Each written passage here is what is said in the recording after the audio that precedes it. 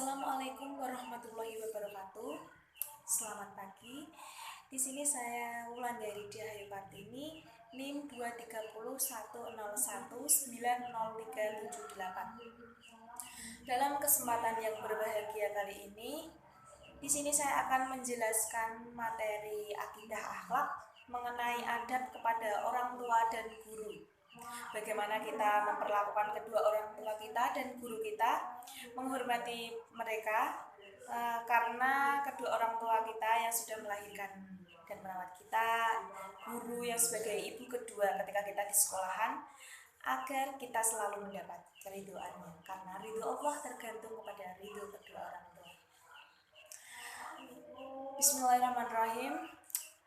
Abdullah ibnu Amr al-Ashi radhiyallahu anhu pernah berkata bahwa Nabi Muhammad SAW pernah bersabda, keridhaan Allah tergantung kepada keridhaan orang tua. Hadis riwayat Tirmizi. Dari hadis ini dapat ditarik kesimpulan bahwa adab kepada orang tua dan guru sangatlah penting. Dan di kesempatan kali ini ada beberapa adab atau sikap kita kepada orang yang telah berjasa dalam hidup kita, khususnya orang tua dan guru. Untuk yang pertama, adab kepada orang tua. Orang tua merupakan orang yang secara jasmani menjadi asal keturunan anak. Orang tua merupakan sosok yang paling dekat berhubungan dengan anaknya. Pengorbanan orang tua sungguh tiada tara. Mereka mendidik kita dan menyerahkan hidupnya untuk keselamatan anaknya.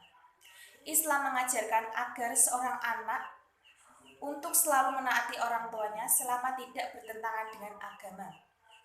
Dalam Al-Quran, Allah SWT sering mengingatkan perintah taat kepadanya diikuti dengan berbuat baik kepada orang tua. Karena merekalah tangan kedua setelah Allah, sebagaimana firman Allah dalam surat An-Nisa. Artinya, dan sembahlah Allah dan janganlah kamu mempersekutukannya dengan sesuatu apapun, dan berbuat baiklah kepada kedua orang tua, kerabat-kerabat, anak-anak yatim, orang-orang miskin. Sungguh Allah tidak menyukai orang sombong dan membanggakan diri.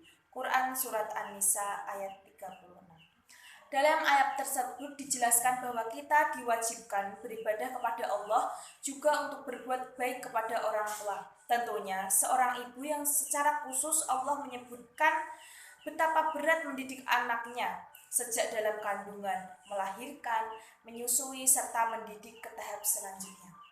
Oleh karena itu, ketika Rasulullah SAW ditanya kepada siapa lebih awal berbuat baik, beliau menjawab, kepada ibumu, lalu ibumu dan ibumu, baru kemudian kepada bapakmu.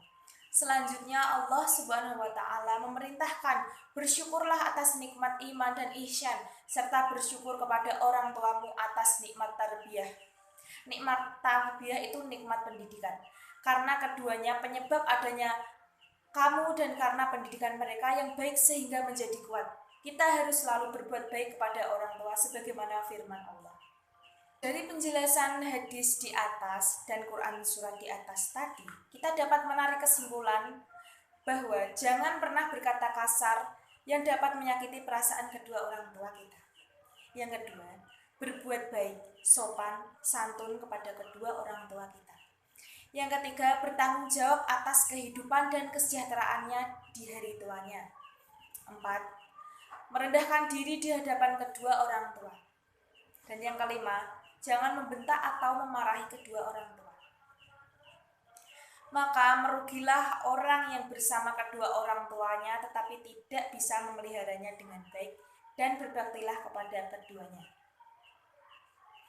Hal ini sebagaimana dalam sabda Rasulullah SAW yang artinya, dari Suhail, dari ayahnya dan Abu Hurairah, Rasulullah SAW bersabda, merugilah ia sampai 3 kali.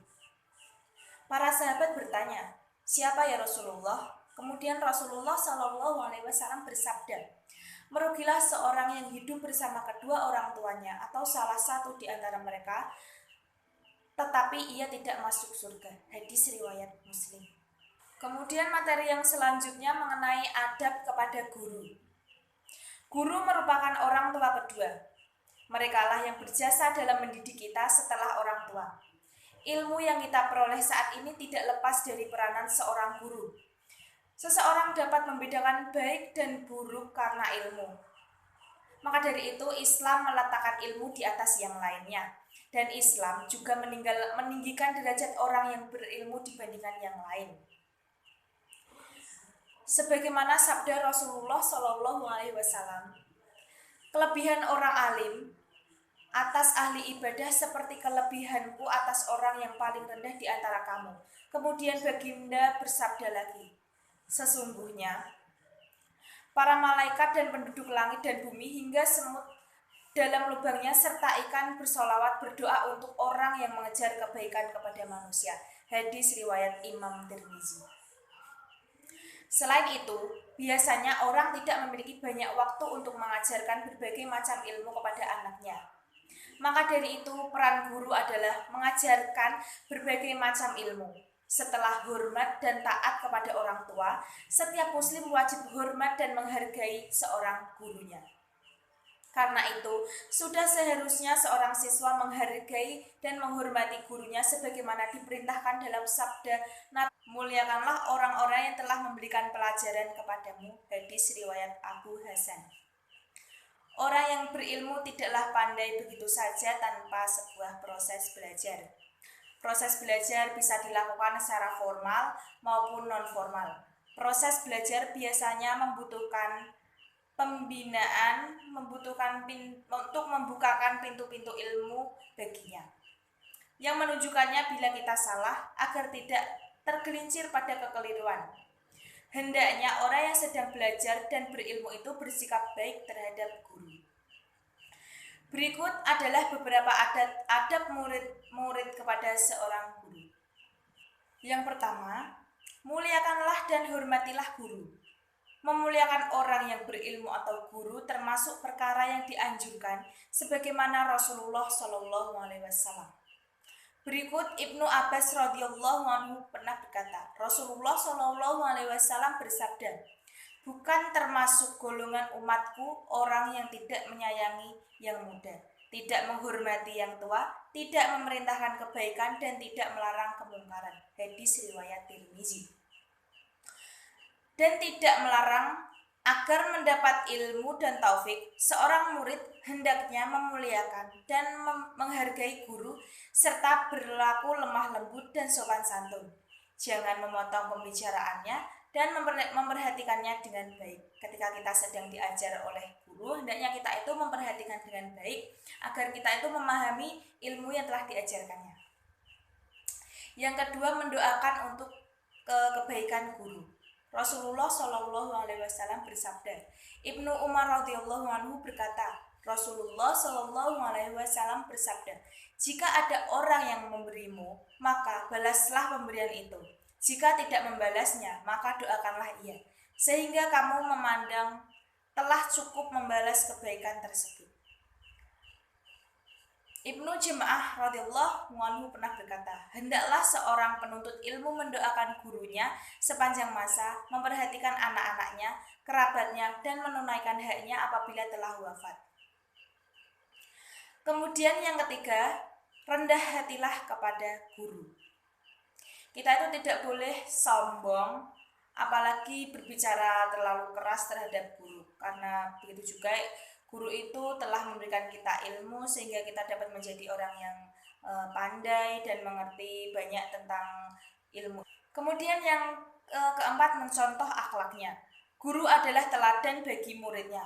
Oleh karena itu, hendaklah seorang murid mencontoh tindakan akhlak dan kepribadian gurunya yang baik, seperti mencontoh kebiasaan dan ibadahnya. Seorang guru pasti memberikan hal-hal yang baik secara lisan maupun perbuatan terhadap murid-muridnya. Kemudian yang kelima, menyenangkan hati guru. Seorang murid hendaknya tidak membuat gusar gurunya. Imam Syafi'i dalam pertemuannya dengan gurunya, Imam Malik, pada tahun 1700 Hijriah sampai hampir tidak pernah meninggalkan gurunya sampai gurunya wafat pada tahun 1709 Hijriah.